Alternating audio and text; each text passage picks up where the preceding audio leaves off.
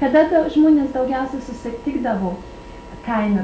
Po mišių, po bažnyčios susirinkdavo? Po bažnyčios. Kaip tenais būdavo kokie nors subūrimai, mitingai, ar kaip bendraudavo žmonės po bažnyčios? Taip, pasišnekėdavo kas savo ir viskas. Kaip atlaidai, baliavodavo. O būdavo kokie dideli atlaidai pas O jus? atlaidai buvo dideli.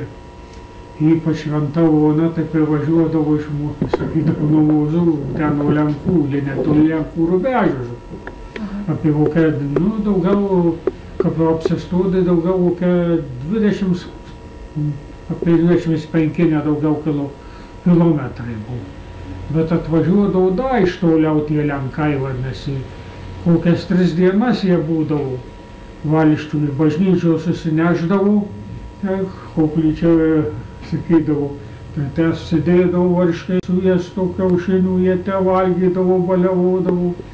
Ir ten gulėdavo, kiti eidavo klebonios kluone gulėdavo, taip ir kokias 3 dienas jie ten būdavo. Kaip lietuviai žiūrėdavo į tuos Lenkus? Ką vadasi, ką žiūrėdavo. Ar nebūdavo kokios trinties tarp lietuvių ir Lenkų? Ne.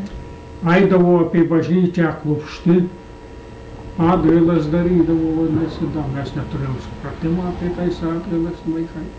Bet lietuviai irgi dalyvaudavo tuose atlaiduose? Taip, vadinasi. Visi kartu? Privažiuodavo labai daug svietų. Per Šventą Oną, per Šventą Joną, tai Šventas Jonas netek. Tai per tuos tie svarbiausi atlaidai buvo. Ar buvo jūsų kaime kokių šviesesnių žmonių, kurie bandė skleisti laikraščius ar knygas? Kurgi buvo, vadinasi, Kapsukas Mickevičius. Mano tėtis jau sukniavo, jau kišenius ilgus galėtų Tas ir kūdviečių kelias. O, tai gal teko pažinti? Jau. Aš jį neatsimenu, nes tėvą atsimenu.